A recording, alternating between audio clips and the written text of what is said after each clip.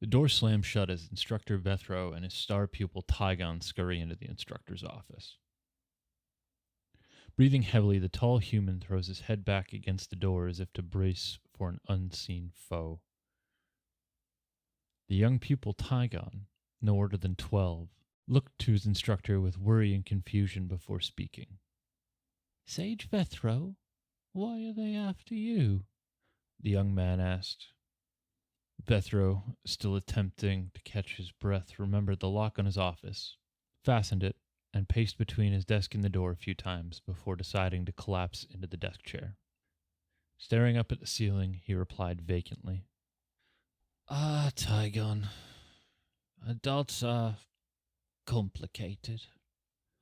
Sometimes when one has had their belief shaken, their sense of self is shaken in tandem. This sometimes, often, leads to anger. And since I am the one who presented the issue with our local so-called demigod, I am the target of their ire. People need something to believe in, you see. It offers hope. And to be presented with a situation like this, what you have discovered, what Iskelion did to that young boy, well, it's more troubling than I should think. "Because I learned something bad, you've become a pariah?" Tygon asked. Vethro blew out a deep breath before speaking. "Worse than that, I'd imagine.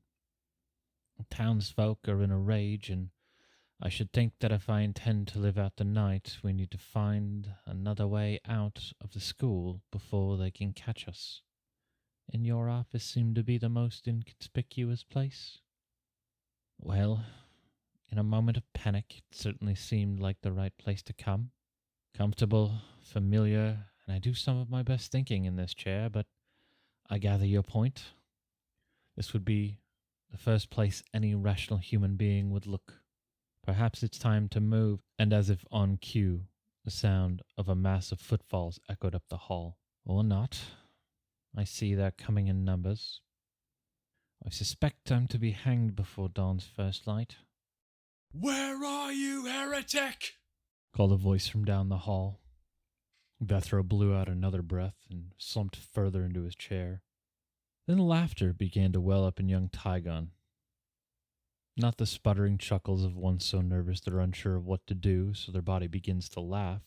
Something deep, old, and filled with a disturbed delight. Vethro sat up and turned to his pupil to see Tygon's eyes glowing a soft red, and he could clearly see the vindictiveness in his smile, an expression that seemed almost inhuman.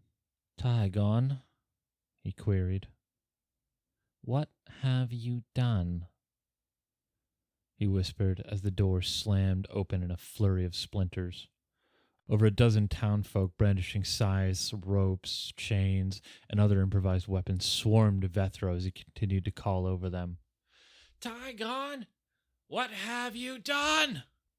Until, with a wet, final smack, the crowd stills.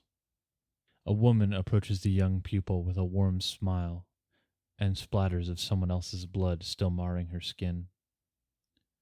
She kneels down and hugs the young Tygon. There, little one. Everything is going to be all right.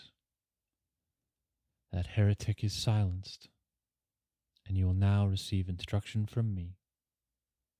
The young Tygon smiled another mischievous smile and pulled the woman in for another hug.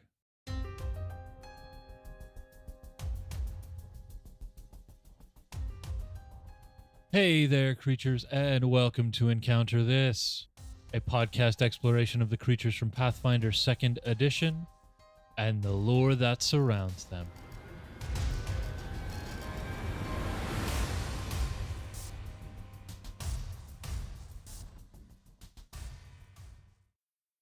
Hello there, listeners and viewers, to another episode of Encounter. This episode 119, where James Typhon Kidd will be taking me, Freeman Hungry Ghost Eyston, through a creature known as the Shaukeen. You said it's called? Shaukeen? I sure hope so. Yeah. Follow along at Bestiary number 3, page 22. We have a small reading list too. If you happen to have these books on your shelf, pull out the Rig Veda, Lotus Sutra, or the famous Mahabharata. And that, my friends, is your intro to how much mispronunciation this episode's going to have, because apparently James loves Indian lore, I think it is. East Indian lore, Southeast Asian lore. So I'm assuming it's in that area if the Mahabharata is involved. So yeah, and the Rig Veda is a pretty big giveaway. Yeah, it is. It absolutely is. And I don't know why. I just find this mythology, this mythos so unbelievably fascinating. Every door I open, something new and cool tumbles out. And this is no exception. And there's always such intensity to some of the lore and the mythology, and it's so fun. Like when we covered the Kalikang, some gnarly stuff on the god Kali there. Yeah, and the Rakshasa, just all good stuff. This episode's gonna be a little different than those ones, but we'll get there. Start with some ye old Pathfinder lore. Yep. The Shaukeen are a member of a type of being, and that's kind of what we're going to focus on today. And eventually we'll talk about some other creatures in this this genus, I guess might be the best way to say it. But family is usually how they put it in the Pathfinder parlance. Yeah, a family of creatures. Yeah. Sure. Yeah.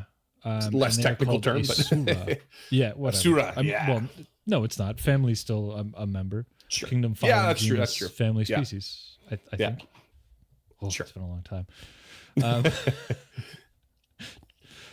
So they're members of a type of being called Asura, and I say type of being and not family because they're not technically related as far as I can tell, but we'll learn more about that as we dig into some of the other creatures. Gotcha. But we're going to focus on the Asura today because not only is it more fleshed out than the Shaukeen in Pathfinder, Shaukeen doesn't really exist in everyday mythos in the way that made sense to include in this. There's one honorable pop culture mention, but nobody's going to get it unless you are deep into the Indian culture. Gotcha. So, starting with a quote, Asuras are, above all, proof that the gods are not infallible. I love it. These creatures are so cool. I got so excited while I was writing this. Cool. They are lawful fiends, and they are the physical manifestation of divine accidents. Mm-hmm. They come to be when a god stumbles or blasphemes on a cosmic scale. That sentence just breaks my skull. Yeah. it's so hard to imagine. Yep. Yeah. And because they're children of this accident, they love above all to undo the workings of a deity. And if possible, they will bust their ass to get to the material plane to work on this. Right. Okay. And when they get to said material plane, they will tend to seek out temples and other holy sites to destroy what the gods seek to build. Yeah. Cool. So they're pretty directly getting in there to just take down any building up of worship and all that stuff. Exactly. Social engineering, I guess, might be another way to put it. Through violence. There are, yeah. Well, not necessarily through violence. No, okay, all right. Yeah, some of these creatures absolutely love the violence, but the Shaukeen, we'll get there. Mm-hmm. Some characteristics across all of the Asura are they all have dark vision, they're immune to curses, and they have a weakness to good. Okay. And good slain now being absolute by now. Words obsolete. Vitality. Be vitality, I think. Yeah, thank you. Yeah. Adding it to the notes. They're also known for a cycle of rebirth. So when slain, the Asura return in a lesser form. and they are very, very eager to gain retribution on their killer. Mm-hmm. And occasionally, they will be reborn in more powerful forms. So, one of those more powerful forms is called a Ranas, and that is very tough. They have to complete many cycles of reincarnation before becoming powerful enough to become a Rana. Mm-hmm. And they're essentially demigods at that point, and they begin to attract worshippers and cultists from the mortal realm. Okay. And Asuras also have a very specific realm cut out in hell. So they have a very tiny dominion, but they have an agreement with the diabolic lands around them that they just don't get fucked with. Okay. That's cool. And there are currently 4 creatures in the Asura line, and that is the Shaukeen, which we'll cover today,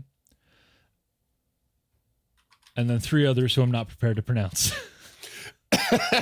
Ooh, let me try. Let me Not try. smart enough. Okay. Advocate. Yeah, that's probably right. Japadi Sura, and Nikaramsa. Yeah, is what. Those feel right. I didn't hate the last 2. That first one I'm not so sure about.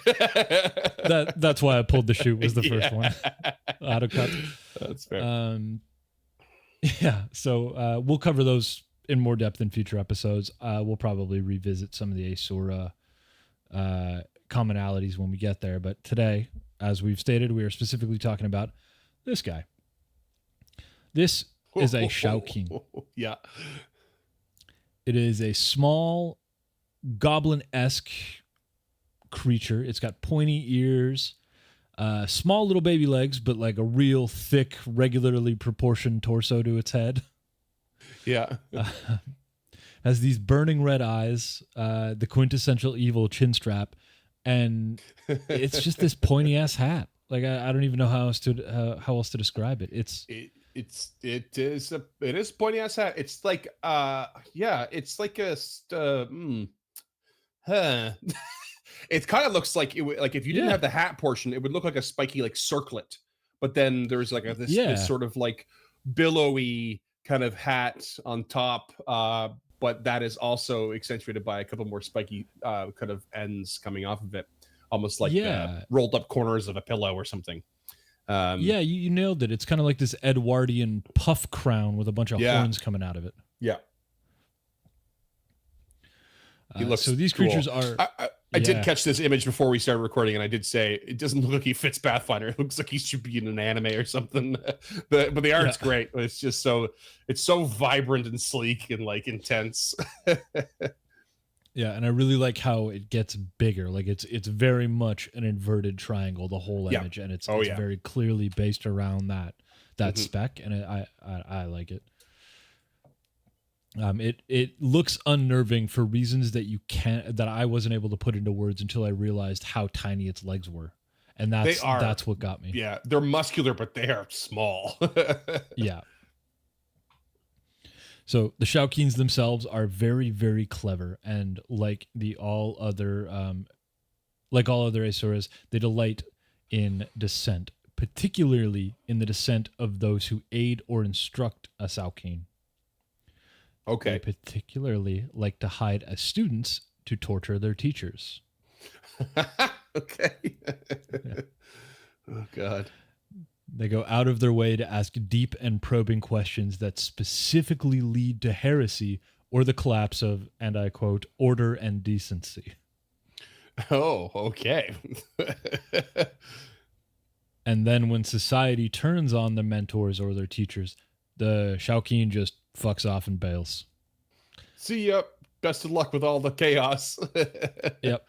But never too far, because they always want to watch the downfall of this mentor, this sage figure from the shadows. It's about seeing it happen. Right. And that's pretty cool. That's the Shaukeen in its entirety. That's their role. Okay. Yeah. Yeah, it makes me want to know what the hierarchy of the rest of the Asuras are, and like how they kind of fit together. I'll be covering them. You can believe it. All right. Very cool. So in 1E they didn't exist. Yep. A quick thing we have to recant already. Actually, just because I want to do it before we get to the stat block. But good is not vitality. It is changed to spirit damage. It is positive and negative that have turned to vitality and void. Okay. Good I and hate that evil. so much. Good and evil have been switched to spirit damage with the unholy or holy trait. Which is how you get your good still kind of comes in a way, because creatures can be like weak to holy damage. And that is effectively spirit damage that has been sanctified, and it's sanctified if you are a cleric and you or it's desecration or something like that. If you're a cleric or a paladin, you can kind of choose or not choose not to be sanctified at all when you create those classes now. That's what I recall. But so the good still is kind of built in there, but it's now just renamed as holy, and it's via the root of spirit damage. It's affecting creature spirits. One of the bigger changes, I'd say. Figure your shit out, Paizo. That's so dumb. That's impossibly dumb. Hey, you're not playing a cleric. Don't worry about it. That's true. That's very true. I'll worry about it when I play my next cleric. There you go. But we are going to dip into mythology and folklore and start mispronouncing words. Here we go. So what I is remember about Asuras is that I'm pretty sure they were like the opposing side of the Devas. They're like, that's where the Indian Devas are angels, Asuras are demons kind of thing. Am I right about that? Pretty close, yeah. Yeah. Well, you're actually right on the money. But the word Asura means anti-Sura because Devas are known as Suras in Hinduism. And I believe that Devas are specific to either the Rig Veda version of the texts, and they become Suras in the Mahabharata, and then they become Devas again in the Lotus Sutra, I believe, is the other text we're going to touch on. So they kind of if I'm understanding the timeline correctly, they warp, and the name Asura comes from that, specifically when they're known as Suras. Right. Very similar to Utopia. In order to differentiate. Yeah. Yeah, exactly. Okay. Gotcha. So since there's no Shaukeen, we're just going to be focusing on the Asuras. But Shaukeen does translate to English as hobbyist. Oh, okay. Quite the hobby is taking down the good church. My kind of rebel. I just do this on the side. Yep, kind of. Oh, that's good. Yeah, so they are a class of beings in Southeast Asian religions. In Southeast Asian religions, I'm very excited, clearly. They are usually portrayed as power-seeking demons, and again, they were given the name Deva by the Devas to indicate that they are not members of the Sura clan, that divine holy beings. Mm-hmm. And it can translate to Titan, demigod, or anti-god, depending on what kind of text you're looking at. Yeah. So Hinduism, they live in constant fear of Devas, but they are described as very powerful superhuman demigods and consider themselves to be enemies of the gods. And malevolent ones known as Danavas were led by Vritra. God, I hope I pronounced that right. Here is Vritra. Okay. After having been slain by Indira, I believe that is. Okay. So Vritra is also known as Ahi in the Vedas and is the personification of drought. The name specifically means cover or obstacle, but in reference to holding back the water. So a more consistent translation would be something like dam. Okay, gotcha. And in the Rig Veda, they kept all of the water captive until killed by Indira. Indira is the god of weather. Okay. And in the Vedas, they're very often related to Typhon of Greek lore or Jormungandr of Norse lore, like this Okay. world-ending serpentine force. Okay, cool. Is how Vritra is known, the leader of these evil devas, which I thought was just awesome. Cool. In Buddhism, they keep the same meaning: supernatural being, anti-gods, non-god titans, that kind of thing. But in this particular scripture, the Lotus Sutra, they are creatures who live in the lower levels of Mount Sumeru, or more commonly known as Mount Meru. Mhm. Oh, spoilers. What was that? You'll find out. So, Mount Meru is a sacred 5-peaked mountain of Hindu, Jain, and Buddhist beliefs that is considered to be the center of the universe. If you go to encounterthis.ca, you'll be able to pull up our show notes. There are a bunch of links riddled throughout this episode. So if you want to fall down your own rabbit holes, I got the trail started for you here. Okay. Mount Mira is really neat, and you all should look it up. Maybe we'll go into more depth in the next Asura episode. But the Asura are obsessed with the pleasure of living and engaging with jealous and warring against the devas. So they kind of just want to live in Buddhism and party and have a good time. Mm-hmm. But having a good time also sometimes meaning punching gods. So. Right. Which is counterintuitive to the Norse pleasure of living, because you're likely to get yourself killed. Yep. So I guess thrill and all that. Yep. And they come from a place called the Desire Realm. Again, I didn't go down this rabbit hole, but I do have the links for you to get started.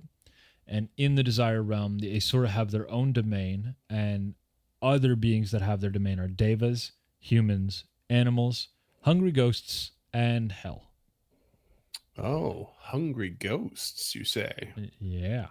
They're Is that a exactly whole what it separate sounds creature? like. Or no, okay. It might be in PF2E, but so Hungry Ghost Monk was an archetype in 1E. Okay. Yeah, Joe O'Brien played one for exactly an hour in the opening episode that's right. of Strange Aliens. I forgot that was the type he played. That's really funny. Cool. And the last little thing we have from Buddhism and regular culture, again, I didn't go crazy on this because there are 4 other creatures that presumably don't have a real world counterpart, is that according to the Lotus Sutra, the 4 leaders of the Asura, so the 4 main villains, probably including an unnamed Vritra, the 4 leaders took refuge inside of the Buddha after hearing his sermon. So they converted to this Buddhist nature. That's how powerful this mortal speaking was, that he could convince anti-gods to lay down their arms and stop war. Wow. If I'm interpreting that correctly. Again, This is the Lotus Sutra. This is Buddha's fucking king. Like that's its whole thing. Really beautiful read. Definitely worth reading. We've talked about it a bunch on this show. Again, links to a readable copy. I found readable copies of all the books in our reading list. They'll all be over on our website. Sweet. But when you Google Shaukeen, exactly one thing comes up, and it is this. Oh no! What do tell? This is a movie from 1982, and the tagline is 3 friends in their 60s try to do everything they couldn't do in their younger days before death arrives. That's it? That's legitimately all I bothered to learn about the movie. That's so funny. And I bet you they get up to all kinds of unethical hijinks. From 1982. There's no doubt in my mind.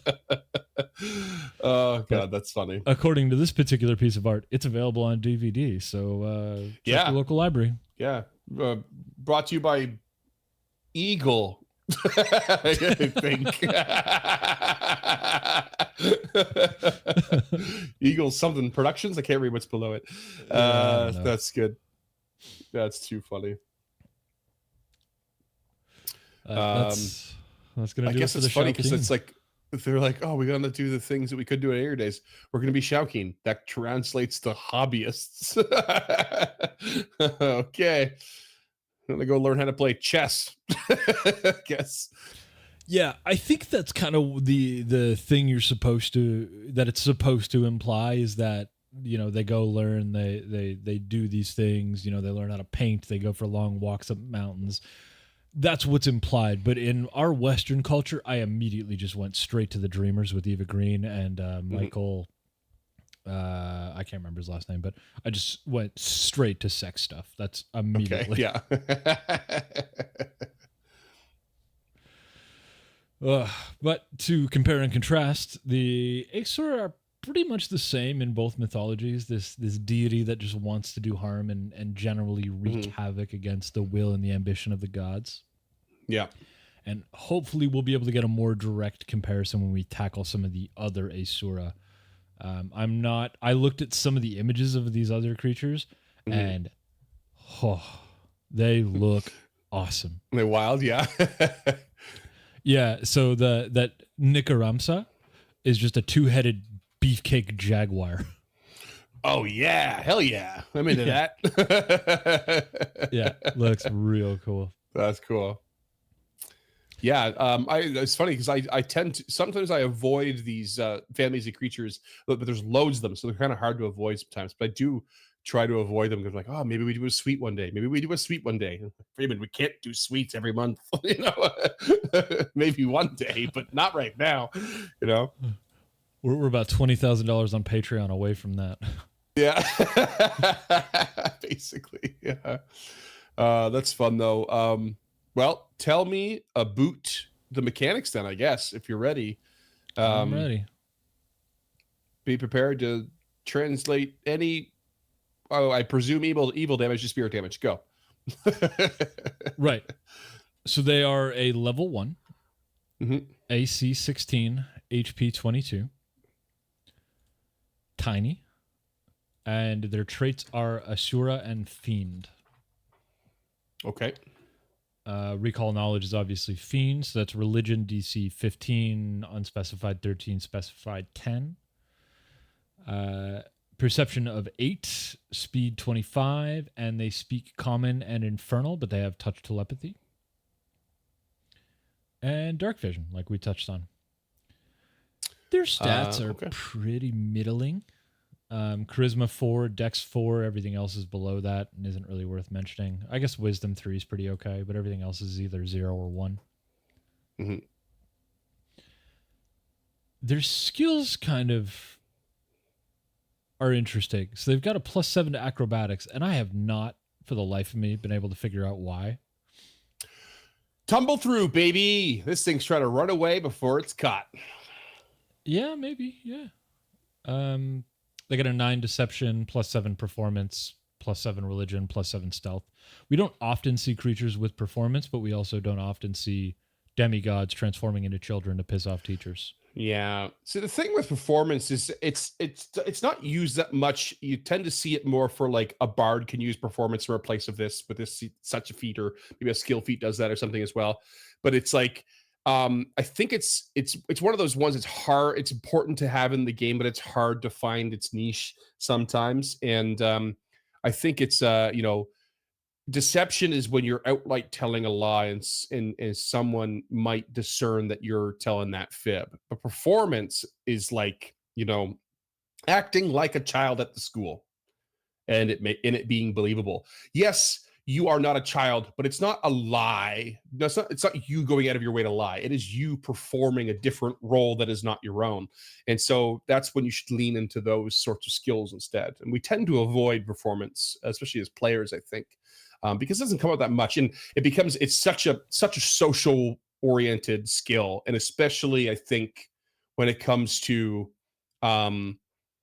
either a city sort of civilized setting where you're performing in front of people that have certain expectations, or you're doing something like along the lines of trying to communicate with someone in a tense situation, and you don't have a common language. Performance could come in there as well. Anyway, I actually really like that. Yeah. No, I think that's great. We don't talk about the use of skills often enough, I think, and performance. I was actually going to get into it a little bit because I thought it was an interesting addition. I like what you said quite a bit, but for whatever reason in my head, deception and diplomacy have always been instant. So this conversation, this sentence, you are doing a deception or a diplomacy. But I would make you roll a performance maybe once per day. Like it's a longer duration in my mind. That Sure.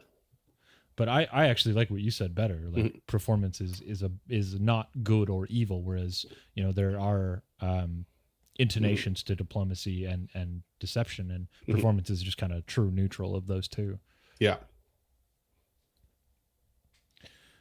On to saves. Fortitude is 4, reflex is 9, will is 7.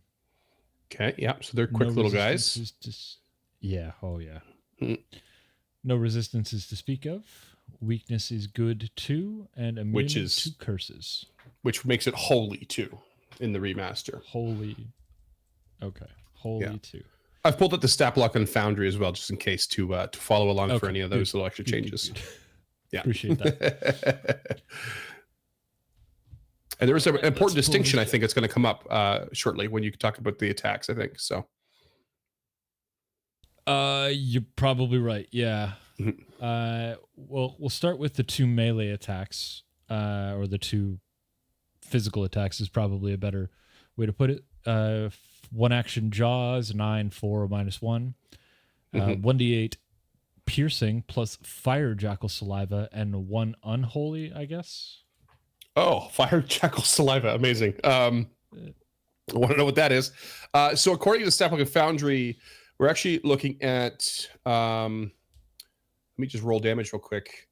Well, we got to do this first. Here to do damage. So they've actually removed the +1 evil damage. But what it has instead is the attack itself has the unholy trait, which means if someone is weak or resistant to unholy, it comes into effect. So it's no longer requiring the damage to be related to the trait in order to activate it. It's just that the trait is attached to the attack, and that's why it's important, because of that sanctification or that desecration or whatever it is, however they word it. You have this thing, and therefore your attacks adds this trait to your attacks. So we're no longer dealing with we're dealing with fewer types of damage in the remaster is basically the idea. There just simply are fewer types of damage to have to handle. Okay. I don't think it ever clicked that it was a trait and not a type of damage, and I actually quite like it as a trait. Like it's like arcane, divine. Yeah. But as I may have misspoke on the spirit damage thing earlier, but it's the holy and the unholy thing are definitely a trait related thing. Okay, I dig that quite a bit then. Okay. The Jaws attack is also finesse. Get that dex all up in there. And their next attack is a thorn, 951, 1d8. Originally +1 evil, but I guess it's just got the also has the unholy trait. Yeah. And that is finesse and agile. So they have 1 passive, and it is that fire jackal saliva. This is a poison. It is DC 17 fortitude save at first level. That's not not messing around. Yeah, the max duration is 6 rounds. Stage 1, 1d4 poison, and you're clumsy 1 for 1 round. Oh, that's brutal. I hate that. I hate clumsy. Okay. Stage 2 is 1d6 poison and clumsy 2 for 1 round. Okay, cool. I mean, so there's a certain something about, I don't know if this is strictly true, but my guess is that poisons might generally have a higher DC than, say, a disease, because poisons are immediate and have such a shorter duration. The onset is usually quick and immediate, depending on the type of poison. But it's they usually have a max duration of 6 rounds. But if you keep failing, and you're taking a lot of extra damage. Whereas like diseases tend to have, especially higher levels and bigger diseases, they tend to have more devastating effects that you can be stuck with for weeks at a time, even. So it almost makes sense that like after that week, You're like, okay, lower DC at least, please. Yeah. I mean, you fail that save twice, and you're clumsy too, and taking 1d6 poison per round until you make it success to move up the track again. That's no joke. Clumsy 2 and a DC 17 fort save. Like that's pretty middling. It's not fun. And they have one last single action ability that has the Concentrate, Divine, Polymorph, and Transmutation traits. Probably losing the Transmutation one, I'm guessing. That'll be gone. Yeah. I hate that. The only one staying is Illusion. Already so much. Yeah. I know, and I hate it. I miss them already. I understand why they did it, but I miss spell schools already. I think they'll always be there in their heads, and I think it's okay. It's like I think the reason they're doing is just get away from the OGL. That's the reason. Yeah, and it frees them up on some of the wizard rebuilds, right? But it's like it'll be obvious when something is transmutation, when something is conjuration, when something is evocation. Like we'll know, because we've just been talking about it for so long. So I have no problem with us regularly bringing it up, just like alignment, right? I'm guessing this creature leads that direction, like we did in the last episode. So. Yeah, for sure. And I mean, in all games that I run, spell schools will exist. Like that's the beauty of TTRPGs is that I can just decide that they're back. Yeah. Yeah. Paizo has said the remaster is not a new game. All previous stuff still is applicable and functional. Yep. And I believe AON is going to archive 2E OG and do like a 2.5. Yeah, I think they're supposed to have a legacy long. button that you can hit or something like that, or a legacy tab. Where you can view what was before versus what is now. Yeah, that'd be sick. So change shape. They take on the appearance of a small humanoid. It doesn't change their speed, attack, or damage modifiers, but it may change the damage type. So, for instance, their jaws would probably become a punch. Okay. Yeah. Oh, okay. This is interesting, actually.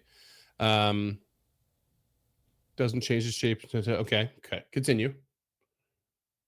They lose their jaws in thorn attacks unless the humanoid has fangs. And their alternate shape is specific. So every time they change shape, they spend that one action, they go into the same shape. So they become the same little Billy. Unless they spend 1 hour to change it with a ritual. Okay. So,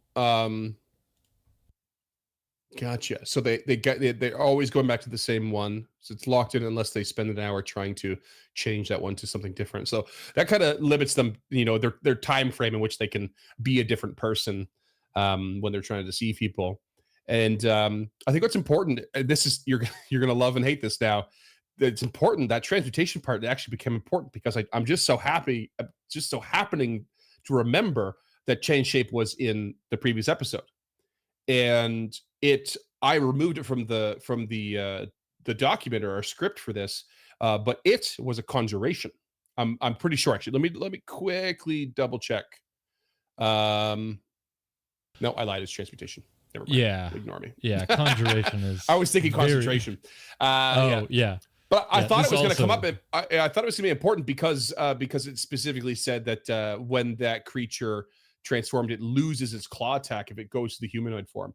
And I thought, I wonder if we're like looking at something that's different than like transmutation, where you're transforming your body more specifically in this case. But I'm just totally wrong and full of bullshit. So move on. Close. Like if it summoned an owl, it would be conjuration, right? Like it brought an owl out of the material plane, or conjured like phantom owl gloves, like Vixen from the DC universe. That would be. I guess. I mean, that might be. It might be location, but to me, that'd be conjuration.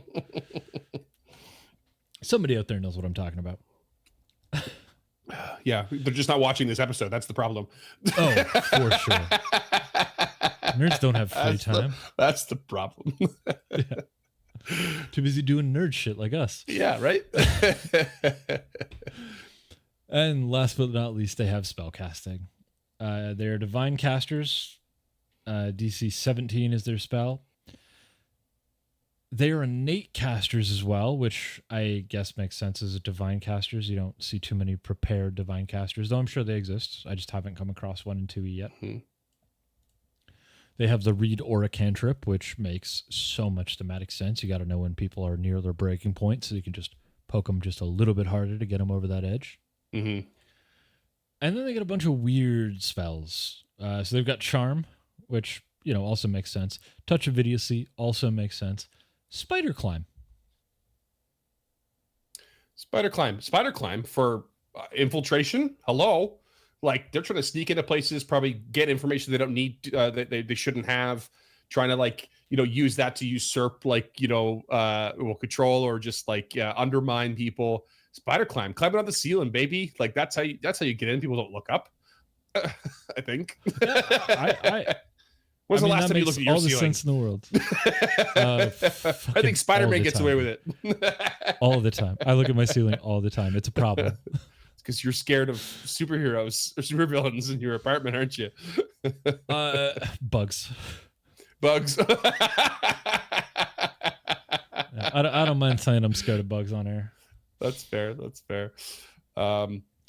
Quick fun fact: Spider Climb has been renamed in the remaster. You'll never guess what it's called.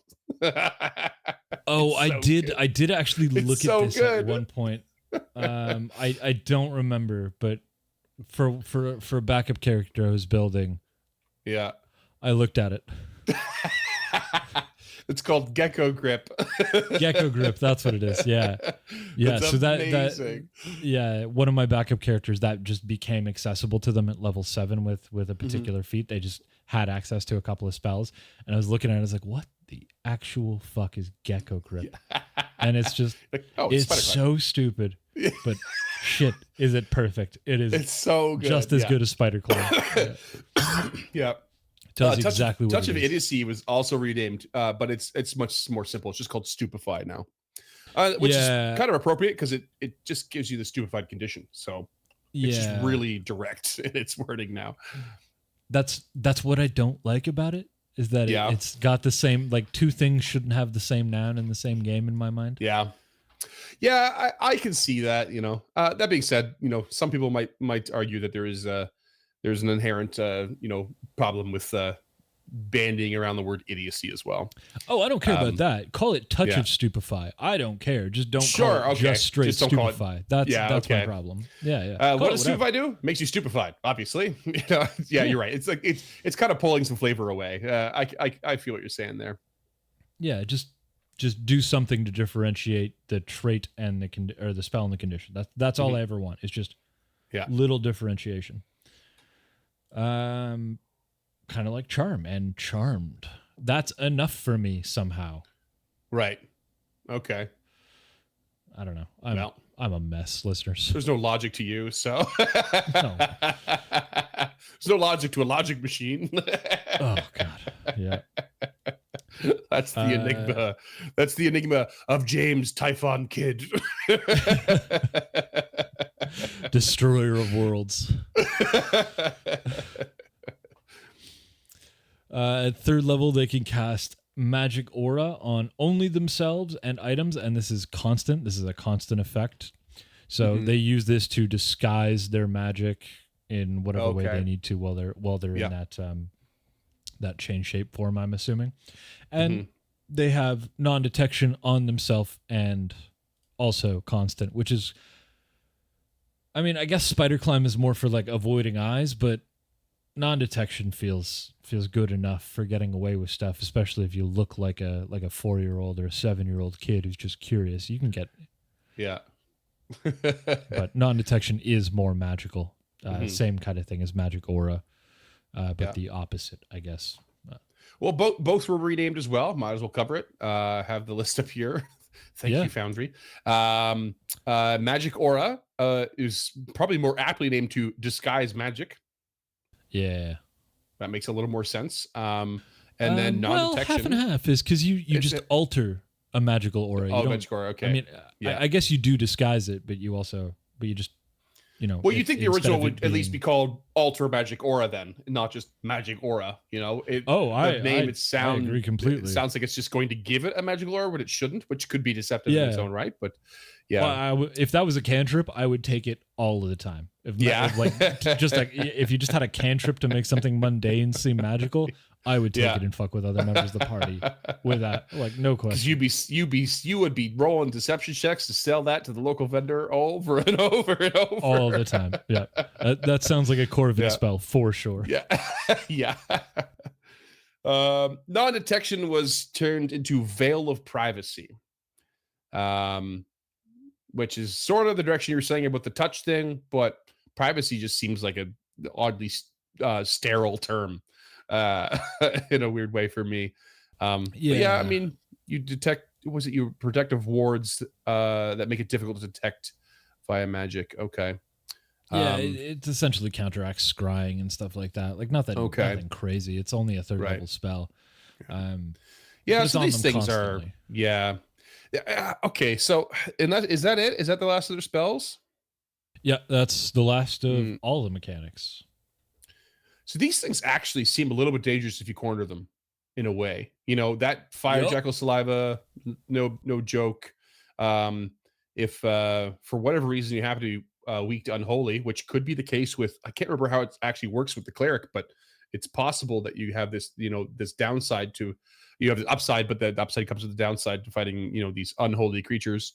But yeah, they pack a little bit of a punch if they're cornered, I'm sure, but everything else reads, towards they're sneaking around, deceiving things. So they're causing dissent, as you said. They are, let's get into homebrew. Now, I think it's homebrew time if you're done. Yeah. I'm ready. My body is ready.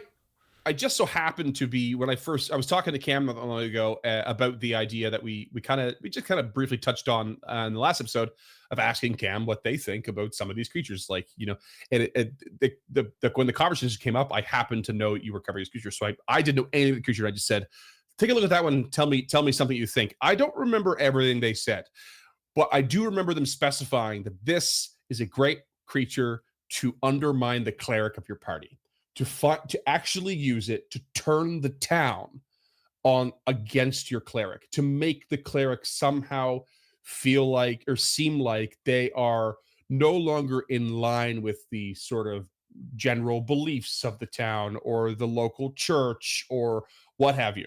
And use like the abilities of this creature to sort of head towards that end. And I have a hard time. Like when I write certain things, I try to make them as legit into the world as I can. You may recall a little scene that I wrote quite a while ago for Stemming the Tide, where there was a whole, it was an Absalom and a letter was arriving, and it went into a facility, basically a mail facility with pneumatic tubes and all this stuff. And there was this box that someone was had an hourglass over top of, and they were opening and closing it at certain intervals. And I was using the magic mailbox, I think it's called, spell, and it was about this like permanent version or something like that. And it things arrive every so often in them. And I did a bunch of research on that in order to make that scene. I didn't think anyone was going to pick it apart, but I wanted to be able to explain my what I had done, as should someone ask. And I go out of my way to do that. What I don't do is role play by myself before a session and roll a bunch of charm checks and spider climbs and magical auras things in order to see if I actually succeeded in these tasks. So this is that in between where it's like I've argued many times with you, they're in the stat block for you to have a way of justifying everything. But as a GM, you're fudging it all. You're just making it work the way you want. You just know that the creature has them, so if anyone asks, you could justify it. But you do not have to go through all the motions of making all the right checks. Just let them succeed. Let this creature succeed as you go, so that you can steer the party into that narrative that you're trying to focus on. Because this thing is not about to destroy the world via charm and non-detection, so you don't have to worry about that. But those things are sort of important in the justification and the reasonable, approach to making the world believable, that verisimilitude, as we always talk about, in my opinion. And really, really mostly worry about whether or not this thing does manage to get cornered, and focus on the storytelling results of its abilities to undermine the culture around them, and to sow chaos. And if you can turn that, especially against one of the players in particular, an individual or even a couple of them, all the better. But yeah, that's my rant on what you usually hate about spellcasting. That's where I'm at now. Yeah. So for the record, I have started to come around on creatures with spellcasting because of Pathfinder 2nd Edition. Yeah. All of the spells we see are incredibly thematic. They're not just shunted into a creature for the purpose of them having offense or defense. Yeah. Just about every creature we've touched on has the level of care of the best creatures that we covered in 5e with spellcasting. So I'm very rarely upset. I still don't care for it as a GM. But sometimes it's necessary, and sometimes it can be hard to navigate. Yeah. Yeah. So where I want to start with this is that on paper, when I read this stat block, this creature is boring. Like, it's not a very interesting creature in any sense of the word. Why I'm so excited about this creature is for lore reasons. So to touch on what Cam mentioned, I think that's a really interesting idea if that's the way you want to go. I would never, ever go down that route, because I want my players to feel like heroes. And if the town turns on them, if I spend my time undermining them, they're not going to feel like heroes. And that's not the game I want to run. Right. I want to play in that game, but I don't want to run that Sure. game. Yeah.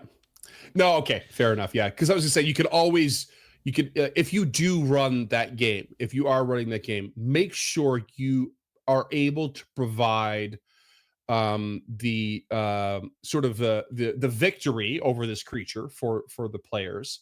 But not just that, but like the victory needs to result in, evidence of some kind that proves their innocence, or has those who have turned against them see the other side of it.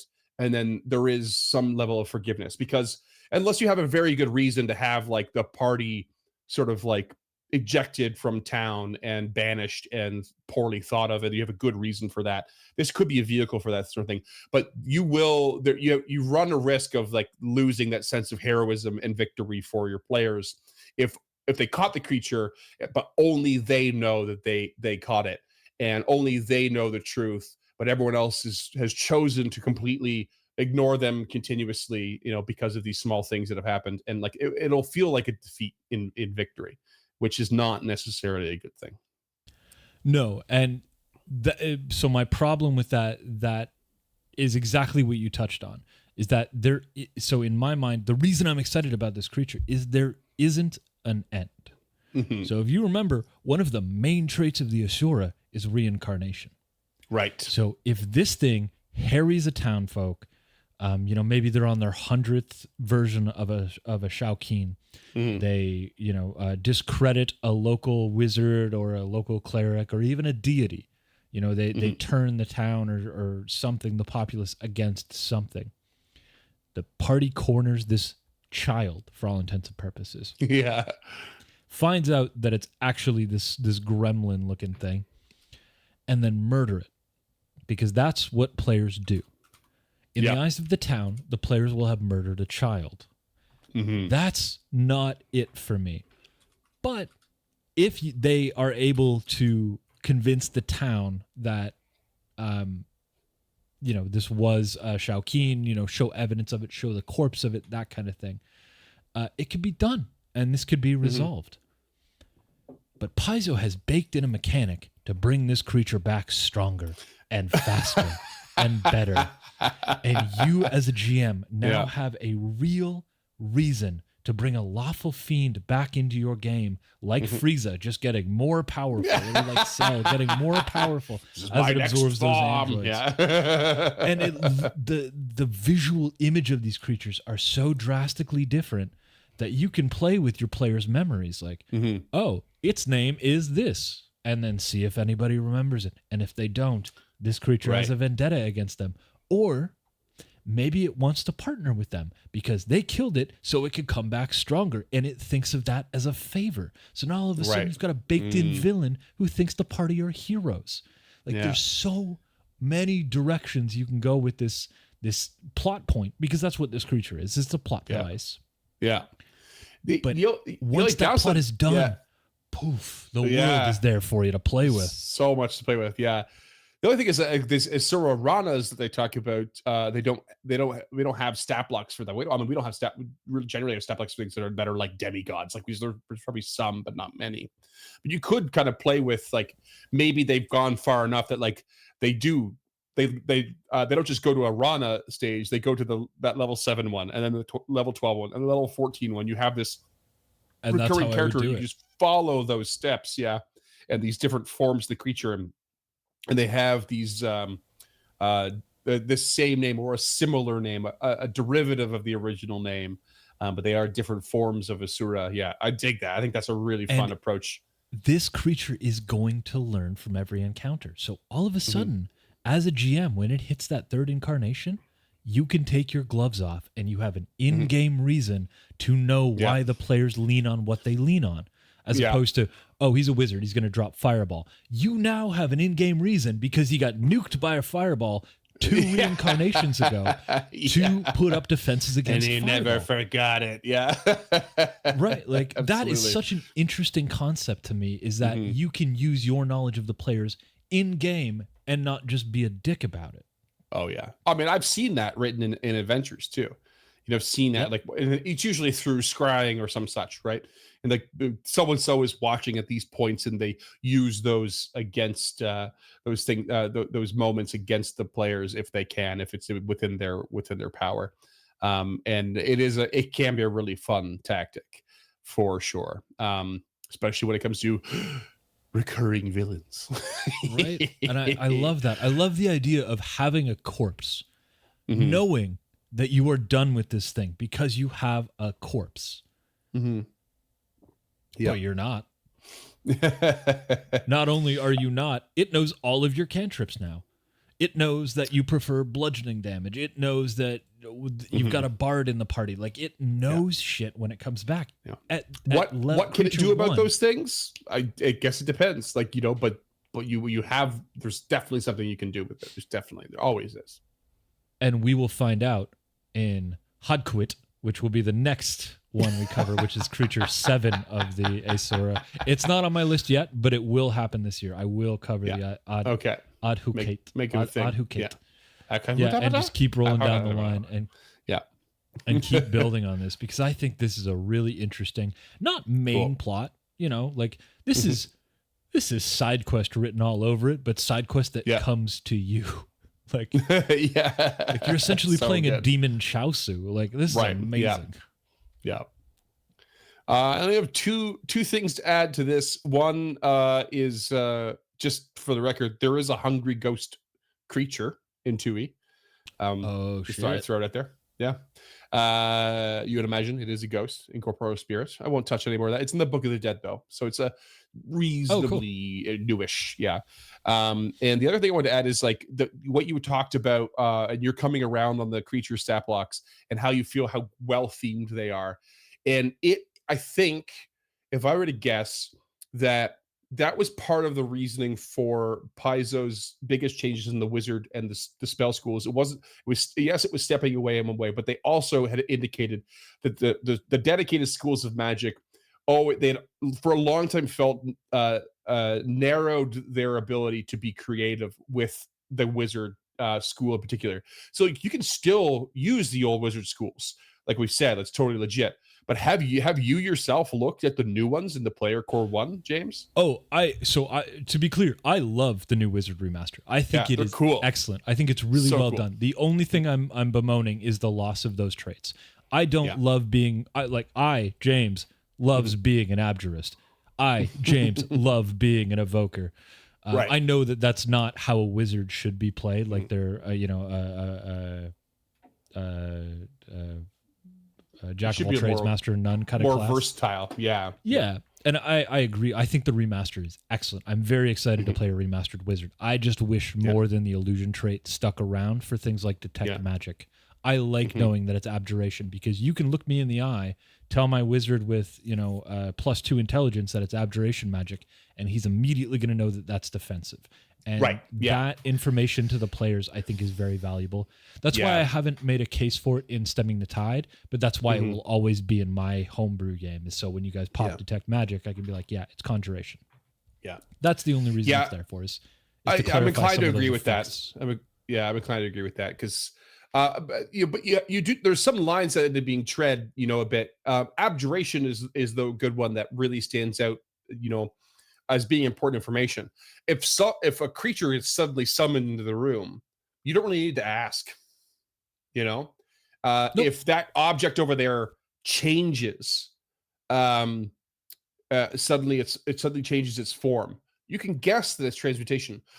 Might also guess it's illusion, but I'm also not going to give you its illusion, because if it's illusion, you need to disbelieve it, and that's not information I'm going to be willing to give away. So abjuration, I'm inclined to give away. Transmutation, I might do, but I might not, because maybe it's illusion. I don't want to give you too much information. And you can see how there isn't a consistency in those 10 schools in which the information is equally as valuable in a sort of passive, kind of way of giving you that information. Like, I have this intelligence, I would obviously know. I agree with you in that instance, but the other ones, like evocation, you're never going to ask. They just threw a fireball at you. You know what it is, right? It's like, well, again, it's for passive, like, magical auras. Like, I like it specifically for detect magic. I think that may be the only place it's valuable, but I still think it's so valuable for that. Yeah, it's. I think in general, I would just, when it comes to those defensive passive things, I think I would just be a little more freewheeling about letting people know, kind of what it is. Like, especially be flavorful in your descriptions. Ultimately, if you're casting blur, describe what blur looks like. It'll give people an idea of what they're up against. If someone goes invisible, obviously they know what's happening. If you do blink is such a cool spell. It's going to give itself away a little bit, but add a little flavor on there so that people don't have to ask. Maybe that's the best approach, is give people a reason to not ask. If someone casts shield, which is a 1-action cantrip for 1 round, if they cast shield, describe the shimmering shield around them. That way people don't have to ask, and we kind of don't need the abjuration, explanation in that case, where let's self remove it in a way, instead of just like wondering why Paizo did it. And but that being said, I'm with James, the fact that if someone's like, oh, what kind of magic is attached to this item I don't recognize, I'm still probably going to give you the old schools of magic, because it's just, it's in there, and it makes people curious, or excited. Ooh, it's a defensive item. Ooh, it's a attacking item. Ooh, it's a social item. I would definitely use it more in like an exploration mode kind of thing. Combat mode, there's a skill for that. There's like wards and runes, recognize and like spells, recall knowledge. Yeah. So I wouldn't give it away for free in combat, but exploration mode, pop in a detect magic, I still think that's kind of valuable. So you can be like, what's the biggest aura? And I'll be like, well, the biggest aura is evocation. Right. Yeah. Like, that's, I'm in trouble. Right. Like, it's, I understand why they did away with it, and it makes sense. I like having those descriptors as a game master at my fingertips. As a player, I don't need them. I think it's more fun to go in blind and have things and use, feats like recognize spell or what have you. But as a GM, it's just a tool that I'm not ready to give up just yet. I feel you. I think it'll always be in the periphery for both of us, and I think that is A-okay. For sure. It's your game. It's my game. It's that's how it works. We do what we want. Whatever. I don't even care. Fuck yeah. That's how the show started. Let's do what we want. That's how it continues. Yeah. Speaking of the show continuing, thank you so much for holding on for this episode. It was I had a lot of fun writing this one, and I'm really excited to go down this Asura rabbit hole. Yeah, I want to hear more. If you like it and you want to help us make these, you can find us at patreon.com/unchartednorth. $5 a month will get you a handwritten thank you letter and a theme button and some stickers. $10 a month, you can suggest a creature. So if you want us to cover more Asura faster, it'll cost you $10 a month. We got merch at unchartednorth.com/shop. You can find all the socials in the description below. And again, head over to our website, encounterthis.ca, for that reading list. But thank you so much, listeners. And we will see you again in 2 weeks for our next latest episode. Is indeed kind of how I say that sometimes. I love it. It's for the thing I'm not going to tell you about because we don't know what it is. I'm hoping, based on a recording schedule too, I just want to add on. I think by next episode, Archives of Nethys will have been updated. Don't hold me to that, but we are not, we're off sync with the updates on that. So we're recording earlier that. So don't call me on that, but hopefully very soon we won't have to do too much of this back and forth of corrections. Maybe we're doing some the other direction just for some clarity along the way. But I'm sure that we'll come across something and James would be like, the hell does that mean? And then I'll have to log in my brain and be like, it's definitely Preview Master. we'll be doing that, I'm sure. But hopefully very soon we'll have a bit of a smoother transition on those things. We don't have it all memorized. Sorry, friends. Never will. Yeah. Anyway, thank you very much for listening and watching. We'll see you next time. Until next time, creatures. Thanks, as always, for listening to Encounter This.